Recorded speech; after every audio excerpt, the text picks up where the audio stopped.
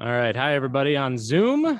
Thank you all for joining. I don't have a camera on right now, so you're looking at my lovely logo for my company. This is the Housing Provider Support evening meeting. We are live at Da Vinci's of Greece in Rochester, New York. And our super host, Karl, is going to kick it off and intro our guest speaker tonight, Luann Brink from the Housing Council. And the camera's over there, Karl. So if you want to kick it off, let me switch the mic over to you. Hold, please.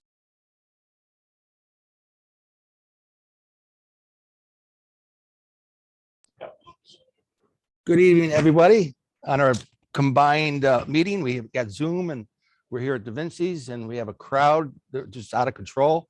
And how many do we have on Zoom, Andy, right now? A good amount. So 7, 8, 9, 10.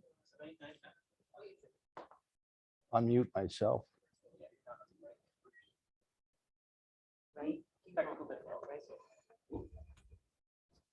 Is this? Bear with me for a second.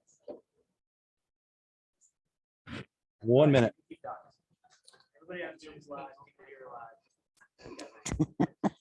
Yeah, we got some growing pains a little bit. This is our second time doing this, so I like it, but I can really There only you eat go. a few bites of it. Andy, this is It's on too okay? rich. This one here? Okay. That one's good. I really love Awesome. cheesecake. Picture of you right now. I got you. Thank you. So this is the FFREIA's support group, fourth Thursday of each month. We've been doing this for many, many years, and pretty much property management, do-it-yourself property management topics and things of that nature. There's other groups that have alternative investing and the like. So tonight we're going to have our special guest from the Housing Council of Pathstone, Luann Brink. She's going to go over some relatively new programs providing funding for 3 key areas of our business. And she's going to go through them, and there'll be plenty of time for questions and answers at the end of that. So Luann, if you want to come on up Okay, and do your thing. Thank you. thank you. Hi, everybody. Thank you for having me. Thank you, Carol, for inviting me. I'm Luann Brink from the Housing Council at Pathstone. I'm the Director of Rental Services. I've been with the Housing Council for 18 years now. So we're going to talk about a program called the Landlord Ambassador Extension Program. And it's a program that we developed with our funder to help landlords that suffered through the pandemic. So let's get going on it here. Do I have to, where do I have to? Just point up here. It Oh, should- point it it up. should I know hopefully it was. work. Maybe it's not working. It was working. Let me shut it off for now. Yeah. All right. I guess I will be able to go on. Okay. And we recently just changed up the program. So if some of you knew about the program before, we did do a little changing up. So the goal of the program is to provide funding to stabilize the rental properties in the city of Rochester. Now we're really small here. I'm so glad we have some tech guys here because I am not the technical person. So this program is developed for this kind of the mom and pop landlords, the small landlords that might be suffering more than larger businesses maybe. So it's for 9 units or less for properties in the city of Rochester. So you can't own more than 9 units, and 9 units could be, you might have 4 units in an LLC and in 6 units in your own name. So that you would not qualify for the program because you would own 10 units. So the goal is to meet some health and safety standards of the property residents are below or at the 80% AMI. The program is going to end the end of April 2020 or until completed the funds yet. So, you know, it's going to be first come, first serve, of course. So get your applications in if this is something you want to pursue. Next, please. as I said, you have to own, it's only for properties in the city of Rochester. You have to be current on all your tax payments for all the properties. But if you're not current, there might be a way through the program that could help you pay those taxes. Can't be in foreclosure and have to be in good standing with the code enforcement on all your properties. So we'll get into that a little bit more. We have 3 different programs. One is called the vacant unit program. It's basically mirrors the program that the city of Rochester had. I don't know, about a year ago, I think they had. It can provide a grant up to $5,000 to get the unit ready to be rented out. So you could do painting, you could, anything you need to do to bring the property up to a good standard for renting. And the funds are dispersed once all the repairs are completed, and the units then rented to a tenant that meets the HUD income guidelines of 80% of the area medium income. So we also have the health and safety and code violation program. And this is the program that changed. It was just a code violation program before, and you had to have code violations on in order for us to provide funding to repair those. And because of the pandemic, a lot of landlords weren't in their properties as much, and tenants are kind of destroying the properties, and you might have a code report done. So we're including any health and safety repairs. So they don't have to be a code violation that you've been cited for. It can be something, as you as the landlord might know that you need something done. It can be anywhere from exterior work like windows, doors, roofing, electrical, ceilings, doors, plumbing, any HVAC systems, appliances even. So there's a variety of things in the application. It has a list of the different categories that could be considered health and safety. So that would not include, like, you got to paint the place. That wouldn't necessarily be a health and safety issue. So the program is up to $15,000 per unit. And I should have changed that. It's the grant program. It covers the health and safety and the code violations. The property can be occupied or vacant. You would be required to sign a notarized property maintenance and affordable rent agreement for grants between $5,000 and $9,999. Basically, it's you're stating that you're going to keep the property in good shape. You're going to continue renting it to a tenant that meets the income guidelines of being less than 80% of the HUD medium income. That you will sign a new lease with the tenant, but you do have the provision that you could do a good cause eviction. So if somebody was violating the you could still take them to eviction. Also, it puts a cap on how much you can raise the rent per year. So that's basically what the agreement is. If we give you more than 10,000, then we're going to put a lien on the property, and it's a prorated lien. So every year a little is taken off, meaning, so if you got this and you have a 5-year lien on there, every year it would go down. So if you wanted to sell the house before that 5 years was up, you would only owe, like, say you sold it in the 4th year, you'll only owe 20% of what was actually given to you. That's how a prorated lien works. So have the eviction prevention program, and this can be used for past due property taxes, past due mortgage payments, any unpaid rent, past due utility bills, and any unpaid rent from a vacated tenant. So that's the eviction program. And all the programs as a whole, like, you can apply for more than one program on more than one property.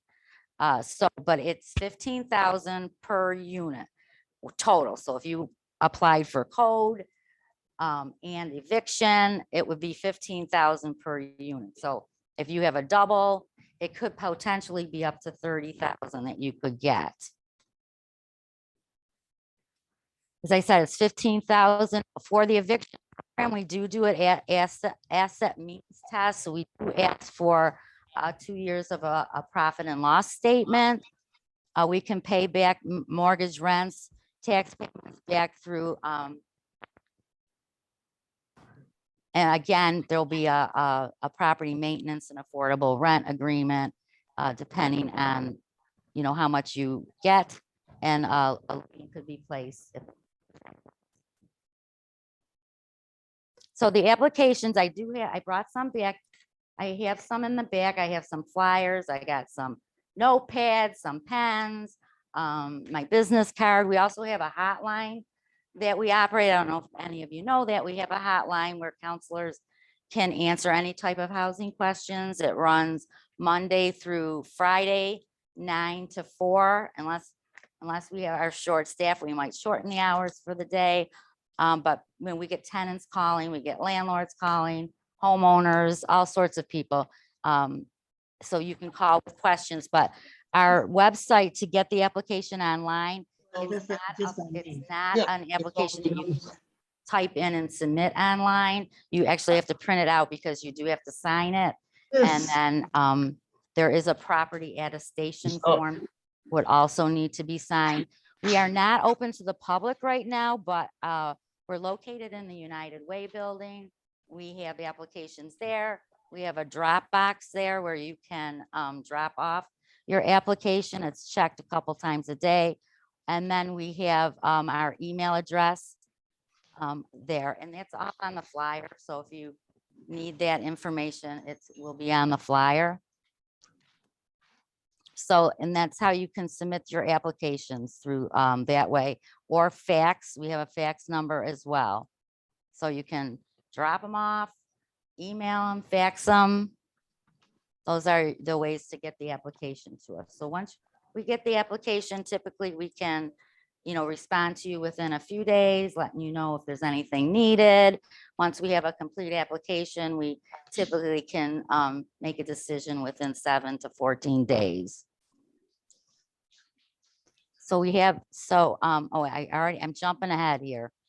I already talked about all that. So we have some new programs coming up for tenants. And you're saying, why am I talking about tenants? Well, if you have good tenants, it's going to help your business too, right? So we are offering, we have the keys to renting training.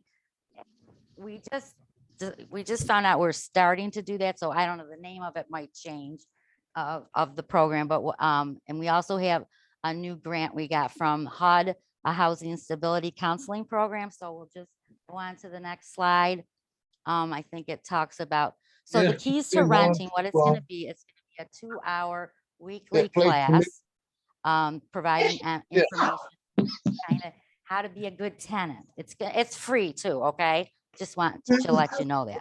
So some of the included topics, we haven't developed the program. We're hoping to kick it off April 1st. But we are, these are some of the tentative things we're going to talk about: tenant rights, leases, application, fair housing, budgeting, and how to be a good landlord. What landlords like and why you'd want to be a good tenant. We're going to offer them via Zoom or in person. So how it's for tenants. This is the key here. It's for very low income tenants, because we currently do a program right now with the Department of Social Services where we do training every other week for them. And so they wanted to expand the program for other people that are very low income. And so they have, we've partnered with them to do this other piece of it, because we were doing that every other week. But now we're going to add this program on. So how it's going to is it has to be partnered with an organization or group. So like if you have like 2 or 3 landlords, maybe you own lots of units, you have very low income people, you can, try to get tenants that are interested in taking this class, and you would actually host it. So you could host it on Zoom, or you could host it in person, wherever you can find a location. Because for this program, we do have an intake filled out by the tenant. We ask them, their name, demographics, and things like that. So we have to track that information for HUD. So it's easier if we can do it with an organization or a group. So we'll have more information out. Once we have, I'm sure I'll be sending that out to Carl, and then he can forward it on to the group. And I said, we're trying to launch it the first week in April. So another new program is the Housing Stability Program. And this is going to provide one counseling for tenants that are facing eviction. So it could be tenants that, maybe got a 14-day notice, or maybe you have a tenant that's 3 or 4 payments behind. We could meet with, because they're then at risk of eviction. They don't necessarily have to have gotten a 14-day notice to be in this program or have a court date. It could be something that, they're behind on their rent. Maybe they're not a good tenant. Maybe they need some budgeting, counseling, that type of thing. So we can meet with the tenants one-on-one, and that would be via Zoom for now. Eventually, we're kind of reorganizing our office, changing it up and getting new things. So once we get our remodel done, then we're going to open up to the public. So we would develop a budget, give them an action plan, any resources that might help them. And it's starting in the spring, but actually we're going to be starting it like in a week, but we don't have all the forms ready. So again, I will send that information out to Carl, and we're going to be starting that up very soon. So those are our 3 programs. And I'm going to take some questions. The application, it really tells you exactly what you need to apply for the Landlord Ambassador Program. And then we have a frequently asked questions on our website. And then you can always email us for questions as well. So does anybody have any questions? I have a question. What about existing work that has already been done? I just purchased a property back in July and it was in really rough shape. The landlord just wanted to get out from underneath it. And the house has got extensive work that I've already done to it. I just put a new roof on last week. One thing I want to mention too, we do have some, we have a course that we teach every month. It's called Operating Rental Property. It runs at the second Wednesday and Thursday via Zoom. It's a 5-hour class. It's great for new landlords. It's even great for existing landlords that might not be up on all the laws and that type of thing. A lot of different topics. We talk about applications, leases, property management, bookkeeping, fair housing, eviction. So we have a lot of topics that we cover, and you get a book with that. The question we just had was the property already had the work done. Is there any money for work? No, it has to be new work. You can't start any work until you've been approved. Yes. So what if it's an owner that doesn't live in New York State that has the property? That's fine. We're doing out of state. Oh yeah, just finished one up today for somebody. Yeah, because the only thing we really they have a lien placed on the property, because we'd have to file it with the county. That's the only time we would need an actual live signature on anything. So they would have to mail that piece to us. Anything else we can fax, email, that type of thing. So yes. I got a question. On the grant program there. For the Landlord Ambassador Program, for the grant program. Yeah. Okay. Program, which I guess if you pay a monthly rent, they'll be billed that's for the tenant, or is that? So this, it pays the tenants back rent, but doesn't work like the other programs where the tenant applies. Okay. So the landlord has to apply. All right, so does that also, you also have to be up, yeah, like on taxes, on your CFO, everything else? Well, Also? yes, but depending on how many units you have, there might be enough money to pay those taxes. Or we're not, if you don't have a current CFO and you're in the process, we would let it probably slip through. But if there's code violations, because, you know, we can chat, we do a lot of research on every application that comes in. So if there are code violations, they would have to be taken care of as well with this program. So if you had, cooperative tenants, That won't let you in. I know that's a.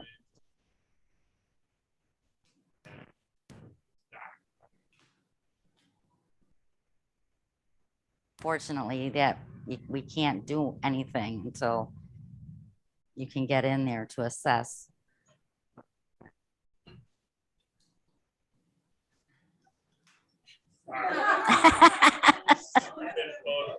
I have one landlord right now, though. Has that same issue, and the code enforcement, they won't even go in to the apartment because the tenant is kind of violent. So the police are going with them, which I was surprised at. I don't know if that's really what's going to happen, but that's what she told us what was going to happen. People from landlords to tenants take that program if they're going to be on their tenants, say, the stipulation, especially I'm thinking of these high-risk tenants who are coming off as not paying rent, maybe not being relieved at all, or just being their owner, the last owner. A new owner's going to be taking them on. That's a big risk. It's a at-risk tenant. Say, could the landlord make it a requirement that they have to take your tenant class in order to do that? Well, the tenant class, remember, is just not open to anybody. So you have to have a group. I'm sure we could get a group of. A group. Trained tenants. So, I mean, if you had it in the lease, you could, like, we're suggesting even for the one-on-one counseling, which doesn't have to be a group activity, you know, that landlords that are getting funds from this program to pay their back rent, that they, you know, tell the tenant, you need to meet with a counselor. So. There's a question right now asking, is there a minimum time frame you have to actually own the property qualify, like under 3 months? No, Did you apply while you were waiting to close on the property? no. You have to have a deed. We have to look at the deed. And you have to have homeowner insurance.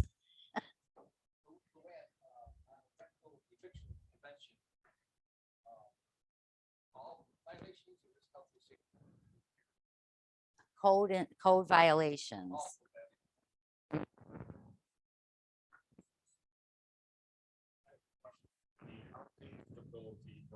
Yes, that's the individual counseling. Yeah, this, oh, okay, I mean, you can talk about developing, I took a picture of it, but it's trying to. Oh. Budget, Mm-hmm.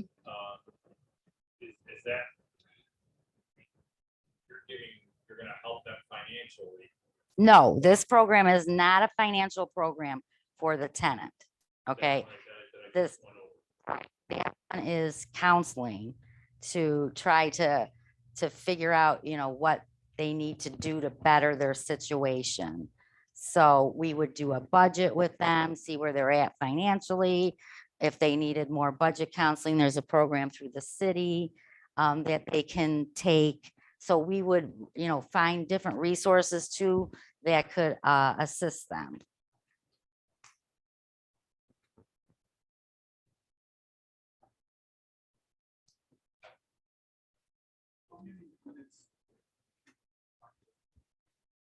You can, if you have 9 units, you can apply for 9 units. So in a sense, you could get a lot of money. Just 9 and under. How many are you allowed to actually own and apply for the program? You can only have 9 or less units. It could be a mixture of, so you could have, Building could be 1 unit. if, yeah, and it has 9 units or less, but that's if you have different LLCs and, you know, you have things in your name and different LLCs, then you would be considered owning more. You could potentially own more than 9 units. Are you asking if like a double would be 2 units? Oh, Considered- I'm sorry. Yeah, Okay, not yes. Properties, but. Okay, units. yeah, a Yeah. double would be 2 units. Yeah, so. 4 9 doubles and a units. single. There you go.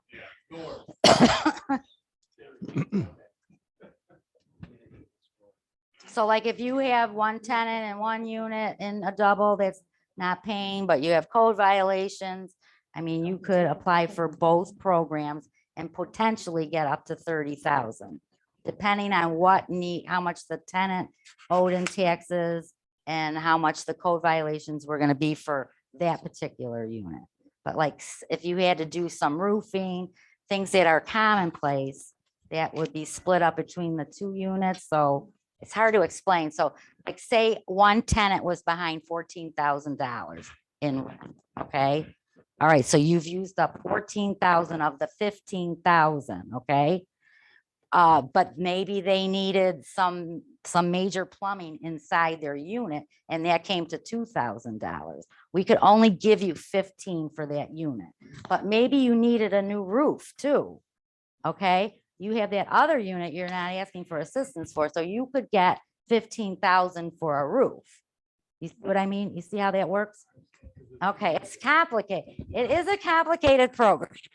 I will admit that. So doubles Uh, are 30,000 for a double. Yes. Or go to our, we like you to go to our email address and ask questions that way, because we have like 4 people working that email address, so you might get a quicker response. Will they help you with the application? If you have questions, we're not gonna go line by line, no, with you. We just don't have the time. I mean, I'm working constantly all day long. I barely even take a lunch. What's the average time? Let's say someone filled out an application. Average time to all of a sudden you get a response or even possibly get a yes. Well, within 3 days, we let you know that we got the application. Typically, we can let you know if it's a complete application or if there's something else that's needed. And then once we have everything, then, I mean, right now, we're able to do decisions pretty quickly, but we're giving ourselves a window up to 14 days for an actual approval. And then, so once it's approved though, how long does it take to actually? Well, it depends what you're applying for. So if you're applying for like code violations, we can't release any money until that's taken care of. So how long is it going to take you to take care of those issues? Unless you, like, we've had contractors that will take a deposit from a landlord and then we pay the final bill.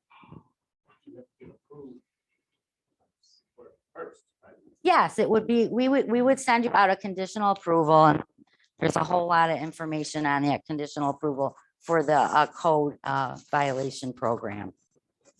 Can the owner himself do the work? Or does it have to Yes, be a but contractor? the owner can't charge for his time. Okay. So like if you had, you know, if you can pay, we can pay for the supplies, or if you had to hire a handyman to help, we could pay that. Oh, yes. Yeah.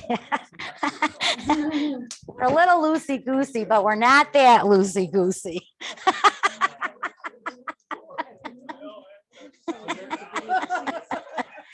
There is a question in the chat about, for health and safety, does updating old windows apply? It would depend if they're like, if they are causing a health issue or if they're not functioning properly, where they would be Like they were a painted safety, closed, huh? like if they were painted closed, It could be if they're broken. or if they won't Yeah. stay open, or they're stuck closed, yeah. Yeah, Or if the tenant broke the windows out. yes. They would be But we're eligible. not gonna like go in and replace 30 windows in a place, so don't expect that from this program. Well, as the let's just say the windows, let's just say you applied for 10,000 and the windows were 5. Of that, you would consider that part of the 10,000. I guess I'm not understanding the question. If let's say it's a 2-family and you're able to get 10,000, and let's just say. But you can get up to 15 per unit. Yeah, let's say you need 10 or whatever. Okay, let's so say you need, 15, whatever, and you wanted to replace all the windows that it was in that $15,000. you could, but you're gonna have to prove to us that every single window is a health hazard. Oh, no, I didn't hear that. I did not hear that.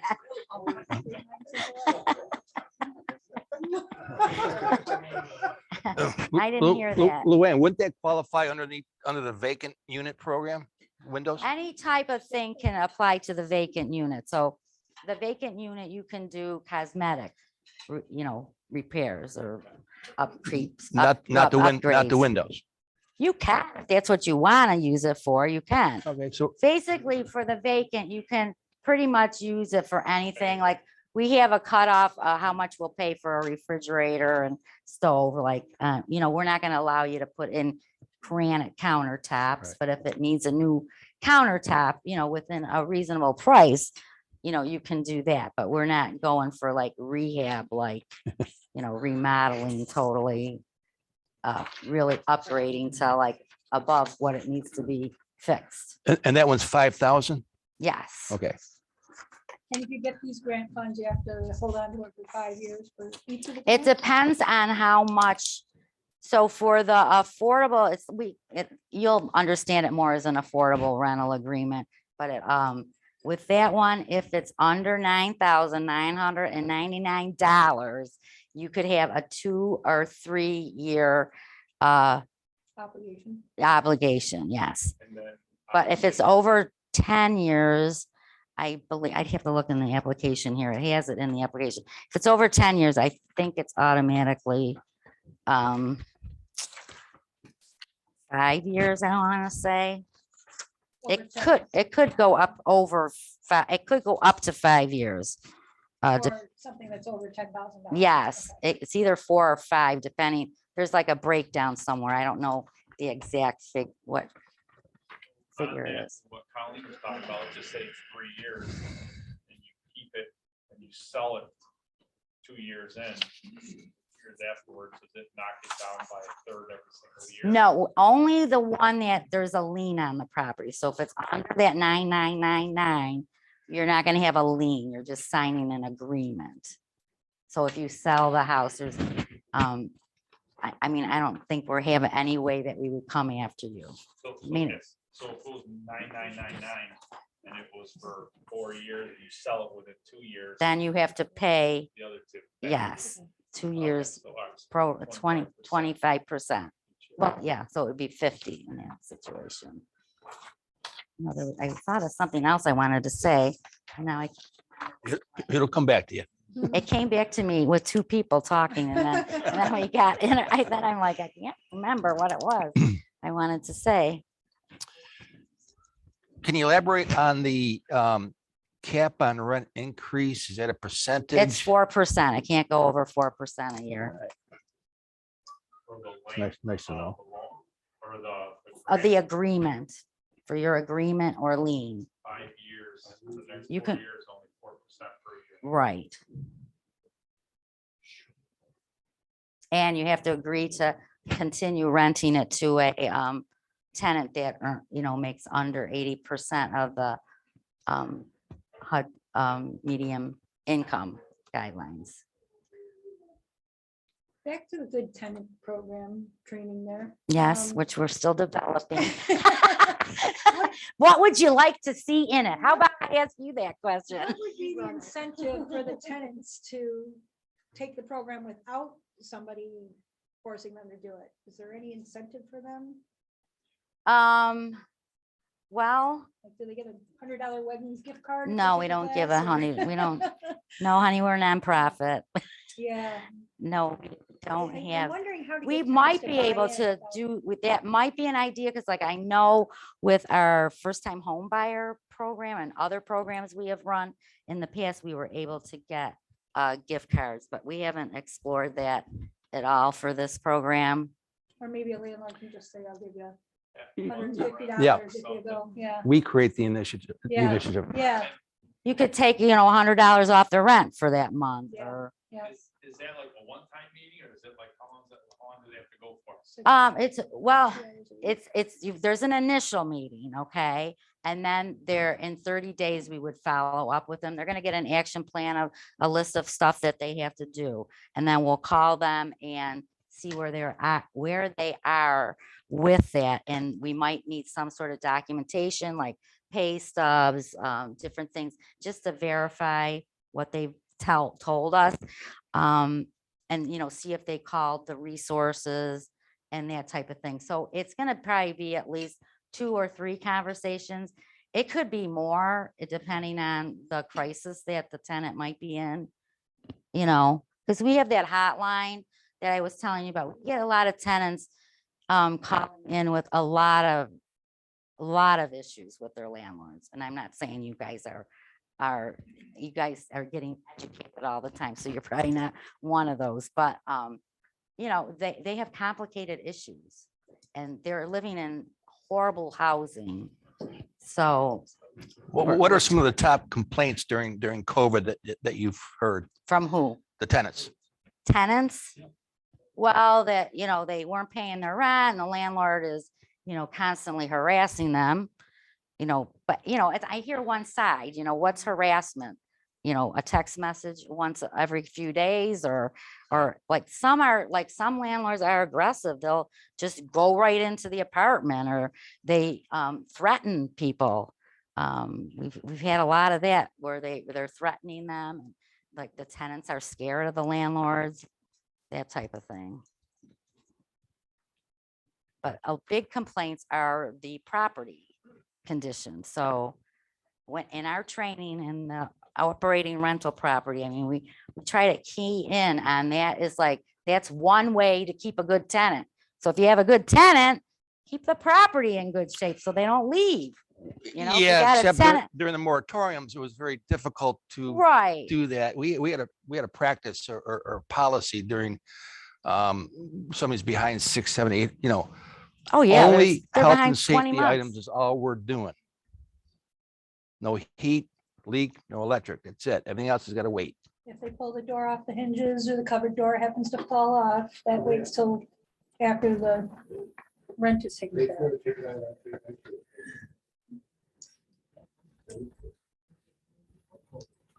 Well, those wouldn't be good tenants because they're not paying. So what the yeah. point I was trying to make, if you got a tenant that's paying and they, Yes. they're not Mm. hoarders and things like, they're basically clean, good tenants that aren't causing a ruckus in your, Mhm. units, keep the properties in good shape for them. Yeah. Any more questions on Zoom? I do. I have one. I want to put you on the spot. Oh, boy. Elaborate this means test thing and how, and how would that affect a denial or an approval? Just I know that's the secret. We don't want to tell you really. Basically, if the property was very profitable, because we would be denied because there's got to be a threshold for profitable, right? I'm not going to tell you what that is. You know what it is. Okay. Because we don't want people fudging. And we don't ask for a lot. We do ask for a profit and loss statement that's notarized, okay? The application says if you make false claims, you'll be automatically disqualified from the program. But we don't ask for your receipts, how much did you pay in taxes? Well, how much did you pay for, property maintenance? We're not going to ask you for receipts. It's more of a trusting thing. It doesn't work like the, the stimulus money or the EPI or. You'll take a Schedule E, right? We don't ask for any tax returns. Okay. Because this is the way they developed the program, okay? This was not us, this was the funder. They want to look at each property individually. I mean, if we could possibly look at, we have had one situation where the landlord was really suffering because he was, I can't explain. We did allow that landlord to send us profit and losses for each property so we could look at the whole picture. But typically we just ask for that one property that you're asking for eviction money or tax money or bring the mortgage current money. Let's just say it was a nice place on Park Avenue, guy was making a killing on it, two family, whatever. Everybody stops paying. Profitable, very profitable before, Right. and now it's not. So that's why we look for 2 years, because we can see, like, we can see. mm, I can't really explain to you how I know we asked a lot look. of questions. I go to my boss, I go, I hope they're not a tough crowd tonight. Like by a profit and loss statement, you can kind of see when a landlord started getting in trouble. So maybe last year your profit was 8,000, but this year it's like 2,000 and the tenant still isn't paying. We can see that, month after month, you're gonna start going in the negative. You know what I mean? So let's just say the guy has 7 units that are making great money. Got 2 units that are not. We're not gonna look at those other 7, Care about them. just that property. So if there's a property Wait. with 2 units, You just Okay. can't own more More than than 9. 9 units. Yeah. Yeah, but I'm just saying if the other 7 are making a killing. we're not asking for tax information. We're not asking for that. It's per property. Okay. Doors. You and your doors. 9 doors, 9 doors. What are we talking about? 9 units. 9 units. Okay. Door, 1 unit. Can a property manager do the paperwork for an out-of-state landlord? But they have to sign, the landlord does have to sign it. Okay, but the property manager can kind of do the legwork and, okay. And then with the landlord's permission, we can do email through. We've done that on a few cases where, I just remembered what I wanted to tell you. There you go. We knew if we kept it long enough. we would. Okay, so as I said, the program ends April 30th. And we have a lot of outstanding applications we're still waiting paperwork for, but we don't stop dispersing money April 30th. So if you've been approved prior to April 30th, we'll have figured that we would have enough money to pay for your, whatever you were asking for. We have the ability to pay the funds later. Because like we have some landlords that need some exterior work. You can't paint in the winter. You can't do driveway repairs in the winter. So we understand that, certain things you can't do in the winter. And it has to wait, so. So that would be very difficult if I've owned the property for 2 months doing the means test. Well, that person is, we only ask for that means test if we're giving money for the eviction program. So if you're Oh, doing code or health and safety, we don't ask for that. Gotcha. Yeah, it's not for I know every that. purpose that we ask that for. It's just the eviction program. Interesting. It's all included in the application in case you need it for the eviction program. Anybody else have any questions?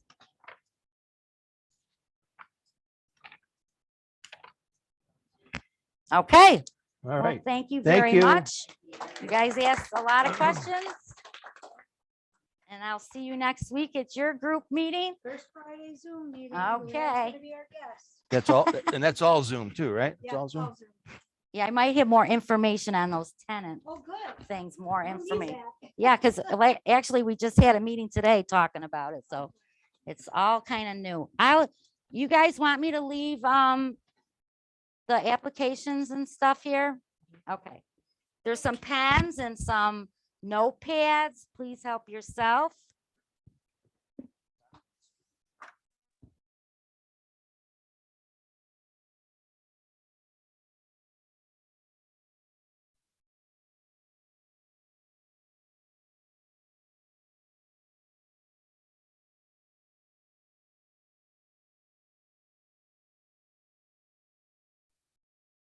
All right, everybody, we're just switching some things out here as she exits, and Carl has some stuff for us here shortly.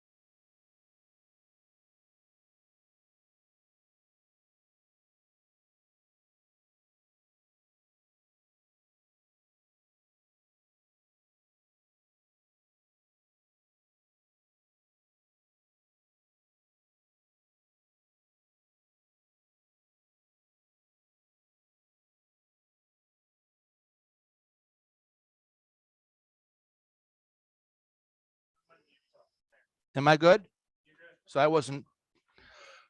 We had some technical difficulty for a minute here and trying to settle the crowd down. Anyways, what's on the screen, to give you an idea of what 80% AMI is, take a peek at it. Those are some numbers, those are the current numbers being used when establishing. You always hear this AMI 80% stuff. That's what the list is right there. You can find this online.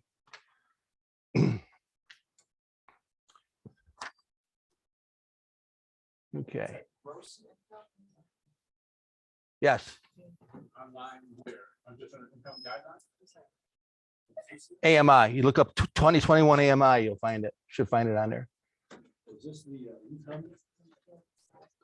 Yeah.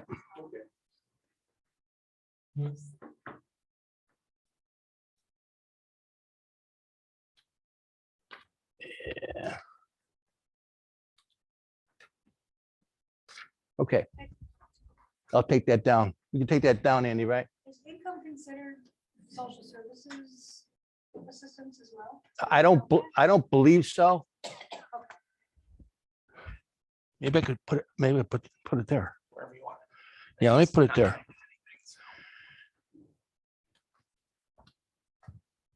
Yeah, it's not, yeah, that doesn't count. It's my understanding that it's taxable income. Yeah, please. But the grant The, tax week. Or is it? okay, I'm still talking here. Let me try to get rid of that. Okay, there we go. Okay. And All right, it looks like you stopped sharing, Carl. I did. How do I keep it going? Yeah, the bottom green button in the center. Oh, crap. Yeah, except I'm not on it anymore. I don't know where it went. Okay. Oh, I'm, Just email it to me and I'll share it for you. yeah, I'm just ad libbing here. Share. There we go. And you wanna, is this PowerPoint? Yeah, I'm just doing two things here. All right. What I want to keep the theme going here is what kind of money is available. I'm not doing this right now. So is everybody aware with what kind of money is available for rent relief right now? Or are you a little confused? There's two. Yeah, there's two. No, there's two. So the county still has some federal money left, about 800,000. And it's used strictly for, and it's very tight situation. These are the most egregious situations, people facing eviction, at risk of getting evicted. So these are the ones that have a court case. They have to show that they can pay ongoing rent, but you have to have a court case and an index number. That money is being applied for at court. So somebody goes into court, they got tables there. That's where they apply for those funds. I've been told that there's a lot of money available for that. A few months. It may sound good, except there's one problem. Anybody know what it is? That's our backhanded moratorium, right? So once somebody applies for funding locally, that stops the eviction. I mean, and so the longer that money is there, the longer that stop and stay is going to be there, right? Any questions on that one? Does it also cap the amount that you increase rent each year? Is that the one that does that? I'm not sure. It's being administered by DHS, not the EPI or the contracts we had to sign before. So I'm not really sure. The second one, yeah. On that one, if they go to court and the landlord doesn't want to take the money, just wants them out, landlord has no choice. No choice. Yep, that's even for a holdover, non-payment, and non-renewal of a lease. Yeah, it's a killer. But if they're being evicted for nuisance or whatever. That's still valid.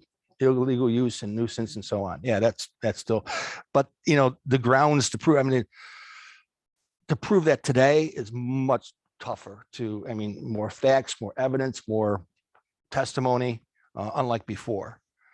The second funding is administered by the CFC organization. They call that the ESG funding, Emergency Service Grant. That's separate from the county one. And that funding is for folks that are behind 6 months or less in rent. In other words, they can only pay up to 6 months of lost rent. They have to show sufficient income to go forward. Must have the court date pretty similar to the county. If you're over 6 months in rent, then you have to have a workout plan that's satisfactory to all parties for that to happen. This one is applied still through 211.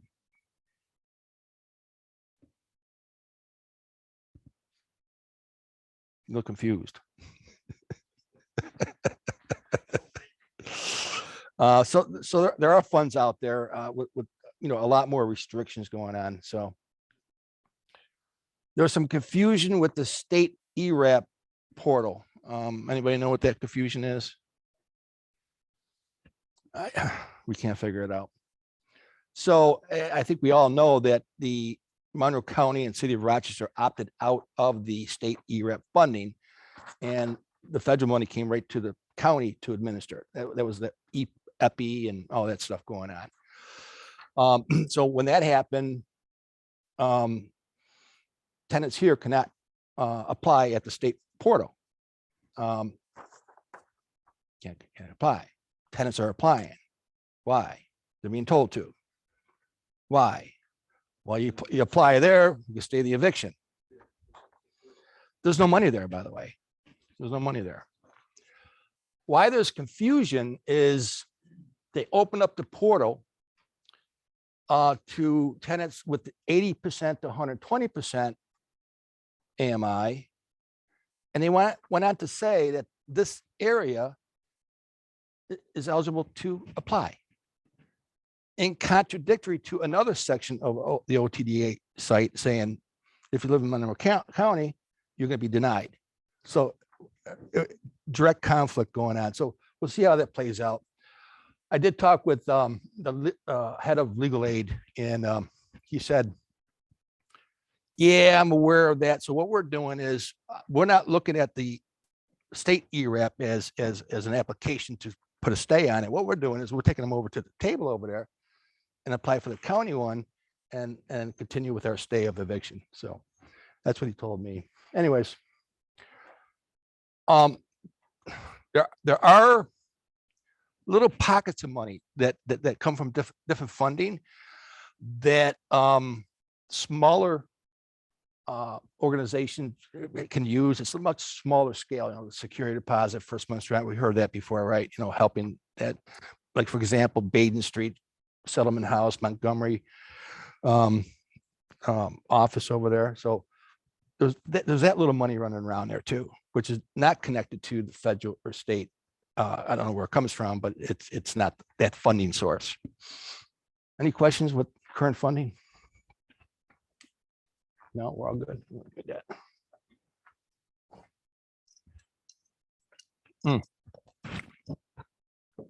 Let's open up. Anybody have a topic they want to on Zoom question want to talk about? Bring it to the table. Any topics? Yeah.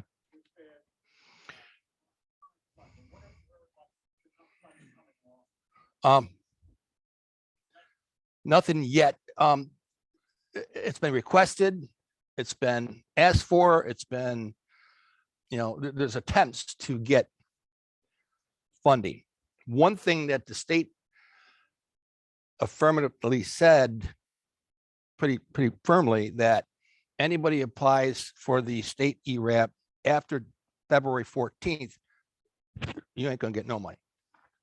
That they know. They're trying to get funds for current applications that are eligible, but they're out of money. It was like 84,000 of those that were yet to be paid. Carl, on those, the ones that there's no money in the account, all the ones that have, they've been waiting for months and months.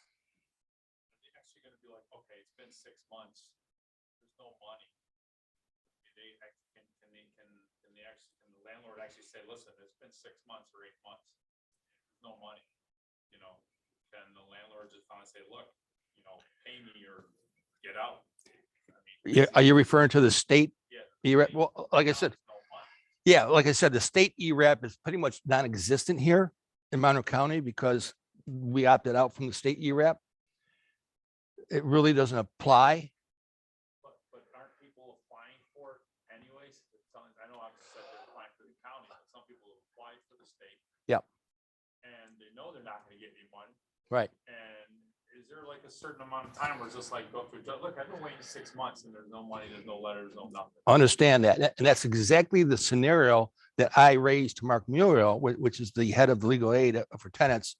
And his response was what I said was, yeah, I'm aware of that. Because I told him, I says, I'm ready for a lawsuit on that one. Okay. I'm going to bring this right up to the top. You ever come down with that argument?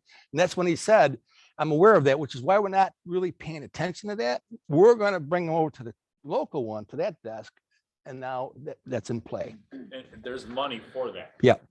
Locally. Yeah. Yeah. That's the 800,000 with DHS. And then I don't know the amount, but Catholic Family Center has the second one. Won't that run out pretty quickly? I don't know.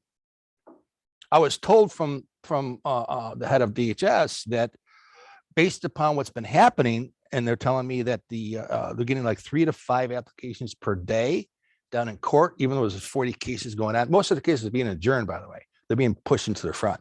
New cases, we're seeing court dates early April right now. You know, Just to get pushed off for later on. yeah, probably. Evictions are gonna be 4 or 5, 6 months now for the time being, pretty much. But she said that based upon 3 to 5 applications per day, we got a lot of money for a good number of months. But that's kind of like a backfire because as long as there's money there, those things are gonna be stayed until money runs out, right? That's the catch-22. That sucks. Any questions? Anybody on Zoom?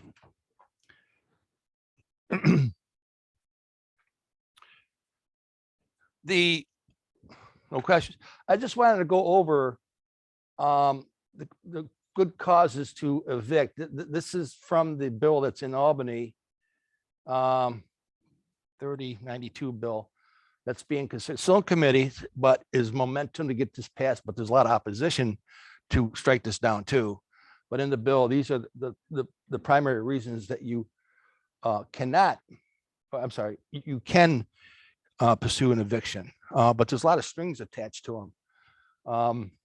The obvious ones, 1, 2, 3, and frankly, these are the reasons I evict anyway. So I'm not really, too crazy about,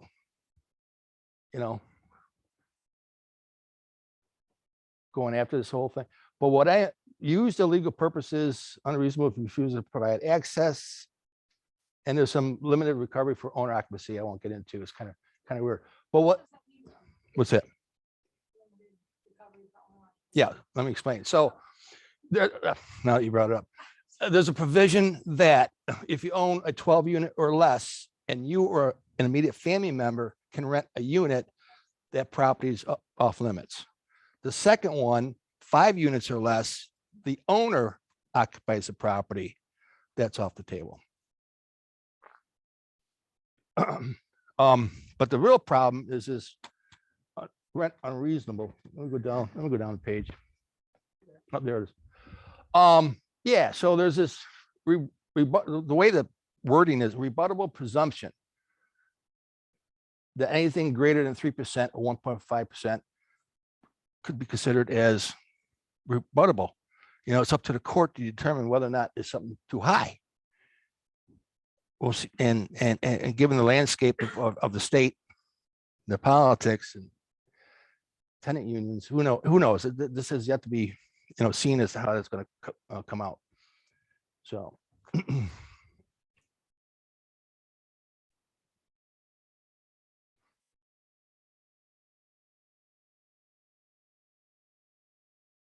Not defined by who defines it? The judge will. The judge's going to have to. All right, let me get rid of this. Any questions on that? So the judge is gonna define what's unreasonable. Apparently, So each one of them will have their own opinion depending what kind of mood they're in. yeah, it's apparently.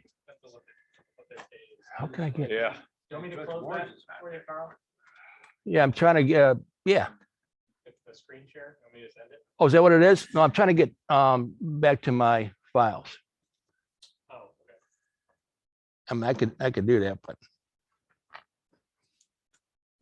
actually to the internet, Google, if I can get on Google for a minute. Give me on a Google, my toolbar. There you go. Yeah, killed it. Oh, there it is. You want me to share that with everybody? You want me to share that screen? Because that's what I'll do. So I just go here, share, there. Now everybody sees your Google. No porn, please. Okay, I got that. But where did that go away?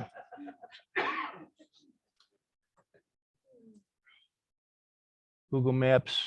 All right. I can't get a new one up there. What's going on?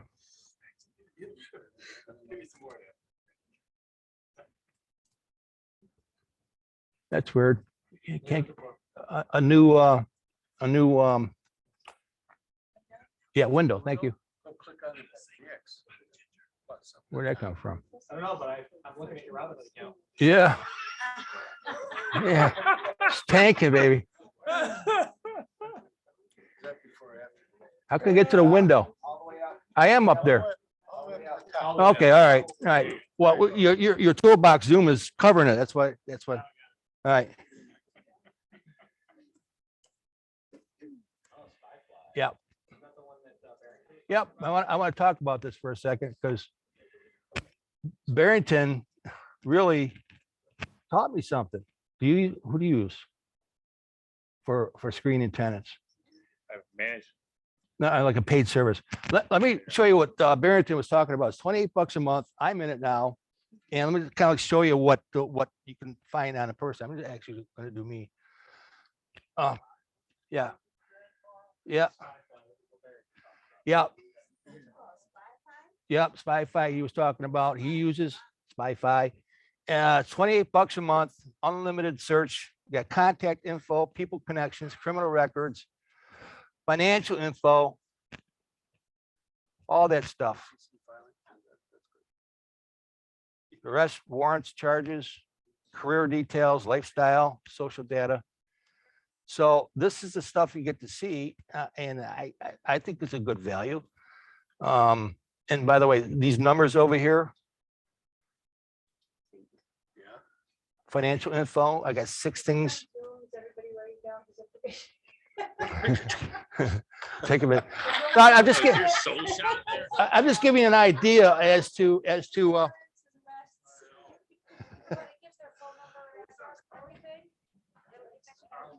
it give associations? Does it give us so? yes, Okay. and your neighbors. Yeah, like the 91 possible. See it right there, neighbors. Got neighbors, possible associates.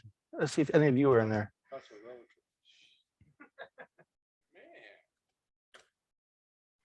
My kids, emails, phone numbers. Wow, all of Carl's numbers, emails. all numbers, all.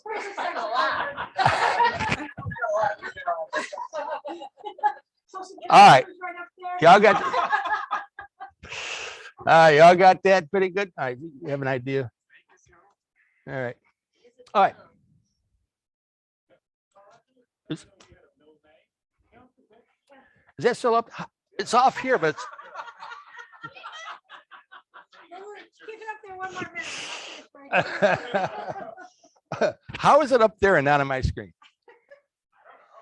What are you doing? What are you doing to me?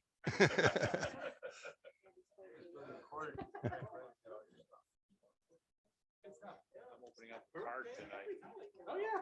We know everything about you, Carl. There you go. So if it's up there and it's not on there, I have no idea.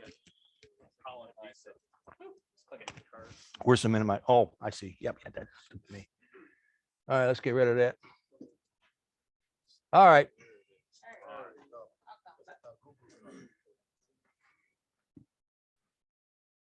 All right, we're winding down here, guys. You got to have a topic. Come on. Anybody been to court recently? I mean, landlord tenant eviction court. I'm down. I'm down there twice a week on court watch. I get a pulse as to what's going on, and these attorneys are just laying down, man. I need an attorney that advocates for me, right? If you got one, let me know. But they're just laying down. Yeah, I got to take the adjournment, whatever legal aid says, So, two things I've seen. One is the utilization of the new Rochester Housing Court. If you remember, we talked about that. And this was the new housing court that was enacted in December. And what that did, it established broad power for the judges to do what they want with dealing with code violations. And that's what they're doing. So part of the order. So we had a guy up there complaining, I had no heat, no electric since December. This was a pro se landlord that was up there without an attorney. And, he's trying to collect rent. The judge, Barrett, sir, by 5 o'clock, you need to have power on and heat on. If not, you contempt of court, you might go to jail. I want a city inspector to verify that's corrected by 5 o'clock. Otherwise, you'll be back in court. So that's an example of how they're utilizing that new power, which was not there before. I had one case where the tenant was by himself with an attorney for the plaintiff, and he filed an order to show cause. He got the warrant, whatever, and he go, oh, I got the warrant, I'm going to file an order to show cause. This is an instrument by which a tenant can go back to court, file essentially a motion to bring that action back to court and try to vacate the warrant and judgment. That's what an order to show cause is. And they're being done quite often now. Even when it's served a warrant on the door, they could still file order to show cause. Yeah, so all he said was he brought it back on the premise of, I never got served. Even though the affidavit said yes, in person, a lot of fibbing going on there. Your Honor, I'm under oath. I haven't been served at all. I was home on that day. And the attorney said, well, it's the lady does her own services. And I got to warn you, don't try to fib that whole thing. I know a lot of people have done that in the past. It's like, you don't really serve it. You file the affidavit, it's there, right? They show up in court. Who's gonna know otherwise? Yeah. More what? No. Anybody over 18 can serve papers if you're not a party to the action, including property managers.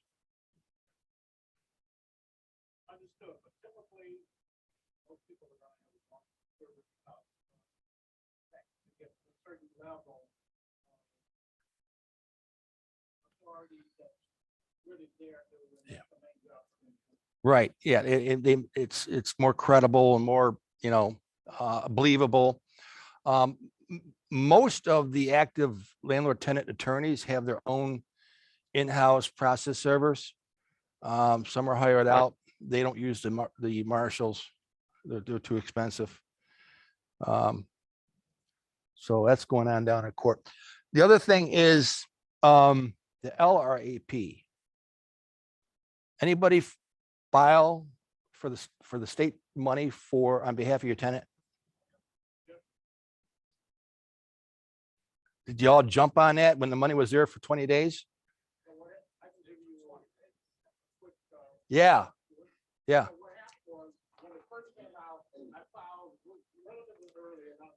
November, okay, which was a little bit behind, but long story short, within the last month, I received 2 checks for total $15,000.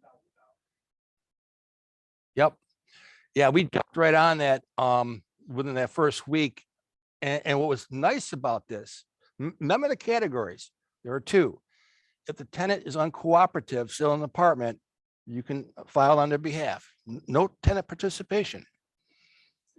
And that website was ripe for fraud, man. The way it was set up. And the second one is they owed you a lot of money and they up and left. Well, I had about 20 of those. We're filing in 2021 late, and we're talking about rent from March of 2020 to August, September. I filed about 10 of those. I got paid on 5 of those. I paid on 5, like 30 grand. That was the same situation that I had, which was the tenants, I didn't even know that one of them was done. That was out for months. So I basically filed it. They tried to contact people. I got rent for a portion of the time when they were gone, when they did not pay them. Well, why I'm bringing this up now is that was all shut down a while back. I don't know if you heard, but they found $80 million to replenish that a couple weeks ago. And I just went into my I can show you there, but I won't. My account, and I got 6 more approved for payment, about 40 grand. Now, where'd that money come from? Well, they said those 80 to 120% applications are getting screwed. They took the money from that group and shoved it over to LRAP. It did. So let's see what goes on. Carl, when you're down there, out of all the people there, what are you thinking percentages of actual evictions going on? Oh, I just got the stat today. So since January 1st to now, today, 35 warrants have been issued. How many? No, to thousands. 35. 35. Yeah, 35. Almost 2 months. And most, if not all, are no shows. Tenants that don't show up. And they're seeing what, 40, 30, 40 a day? Yeah, 40 plus. 40 plus a Mhm. day. How many judges? One. One judge, 40 a day, 1,200 a month. 135. Wow. Well, that's 1,200 actually. Yeah, most of those are no shows.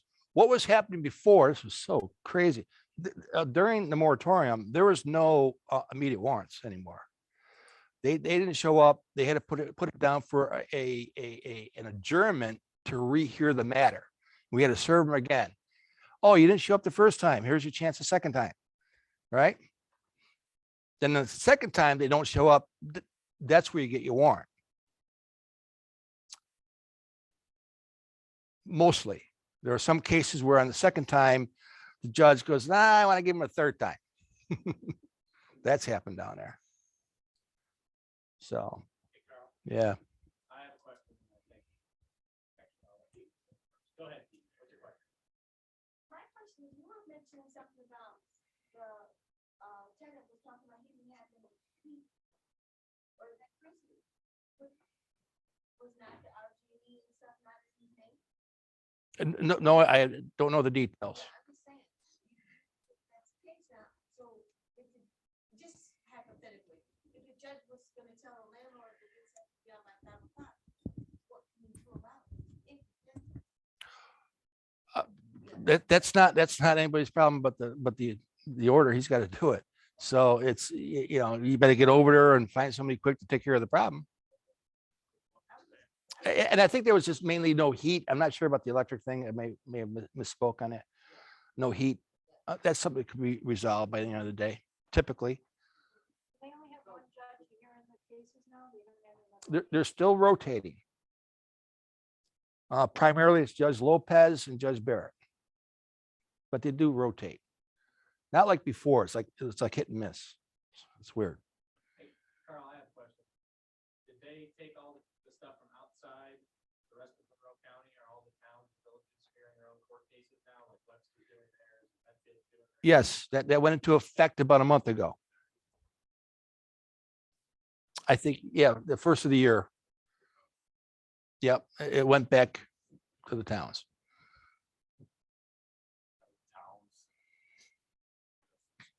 No, no idea. No idea. No experience in the towns. I can tell you Webster, they usually have to call about 3 to 4 weeks after you file. So right now, stuff is filed in the beginning of January, and that's March 1st. Like 45 to 60 days. Don't ask me why. I know why you. I already know why. You're doing a lot. Did he serve you an eviction notice, Joe? No. I did a rental application. Come on, Chad, you gotta have a story or two. Come on, what's going on with you?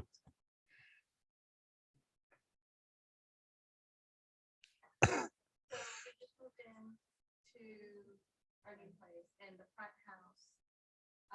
They've been there for 8 years and they're way under market. So we gave them 3 months because the 90 day notice. We don't want, Because you went above 5%. you know, a lot. Yeah. We want to get in there.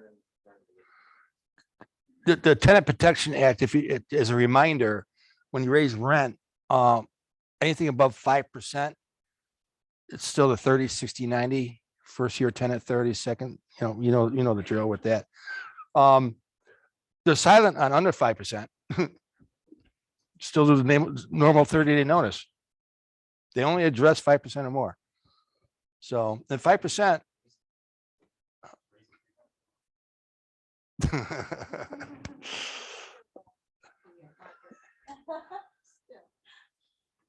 I wonder if it says per annum on that, per year.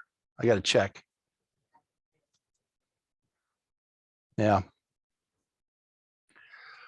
All right, we're winding down here, guys. Close to 8:30. Any last minute topics you wanna plug your thing? Next Oh. Friday. Yeah, first Friday Zoom call next week for the CB real estate team, and we're gonna have Luann back on because I know some people that attend that meeting don't attend this meeting. And if you guys have any more questions after tonight, she'll be there to answer them. You want to give us a pulse on the current state of real estate out there in the city? I'm hiring. I need people to help who are not afraid of the city. So if you know anybody who has a real estate license, who doesn't mind going into the city, I need help. I need a lot of help. Okay, all right. 20 houses, 30 houses from each person who calls me. I can't keep up. These are potential sellers, So then we've got buyers forever. There's no shortage. and we can't explain it. Nobody can explain it. I mean, we've been in business for 40 years together. We're at 68. I mean, 68 houses today from January 1st. Oh my God. I mean, given, do these guys don't know about the moratorium, the courts, the landlord tenant? We have a mix of both. I don't know. I believe that some of the buyers I've talked to think that, they're taking on a tenant. Like I just sold one over on Doorbell today. Taking on a tenant who owes $6,000 in rent, but she's been there 3 years. She's an elderly lady. She just stopped paying like 6 months ago. She paid all through COVID and then stopped 6 months ago. The landlord walked her, the buyer walked in and said, look, if I let you stay, give you a clean slate, all good. She goes, yeah, I'd love that. I'm just too overwhelmed, And so I think a lot of people are doing that. Absolutely. Yep. I have, and all my pre-eviction forms, I always offer, it's all in there. I have like 4 or 5 that go out before an actual petition. If you move out voluntarily, we have the authority to possibly waive all back rent and help with moving expenses. Nobody's.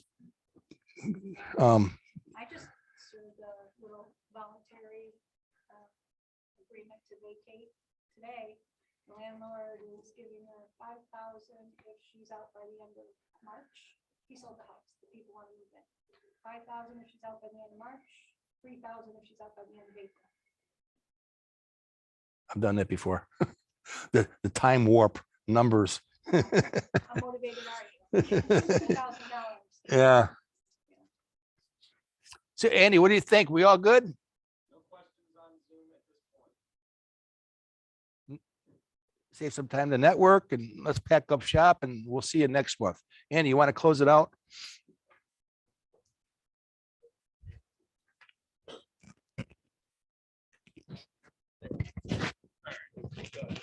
Or Leon? Just want to take a couple of minutes. I'm on. Take a couple minutes and remind people that we got the general meeting coming up in March. And we're going to have a topic that a lot of people want to know about at the general meeting right here at Da Vinci's in person. And we'll try to do a Zoom connection as well. And the topic is going to be the topic that everybody always wonders about. And that topic is, what is it? What does everybody wonder about? Private lending. So we're gonna have a panel. We're gonna have 4 people on that panel, maybe 5, Project what? but 4 for sure. And the specific folks thus far. We're gonna have Michelle Wheeler. We're gonna have Steve Peterson. We're gonna have Mark Kaminsky. We're gonna have Joe McGuire. And I hope to get another Joe, but we'll see. Okay, so he's in the room. He and I talked about it briefly. So, but it's going to be a great meeting. We'll have some general questions that we'll be asking folks about, and then we're going to have some questions from the audience. So I look for it to be like a super meeting. One of the things that make it a super meeting is whenever you come to a discussion associated with a panel, we've had panel discussions before, even around things associated with private lending, but we never had the private lender sitting right there and as part of the panel. And that's what we're going to be doing this time. So, 2 of those people that I just talked about, no, 3, they're private lenders. So, one of the questions, if I was a person in the audience, would be, what is it that I need to do to get some of your money when I get ready to do my next project? So I just wanted to bring that up, make sure people are aware of it. I don't know how much we've done in the way of specifically publicizing it. It'll come up in our newsletter coming up and be on the website. So that's the piece of information I had. Thank you.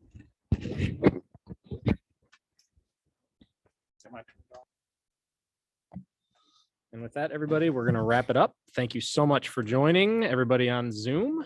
This recording will be up with some edits so that, Karl doesn't get hacked next week. We're going to do some editing and we'll get this video up hopefully by Monday. And look for it on YouTube. Look for it behind the paywall on the website. Thank you so much for coming.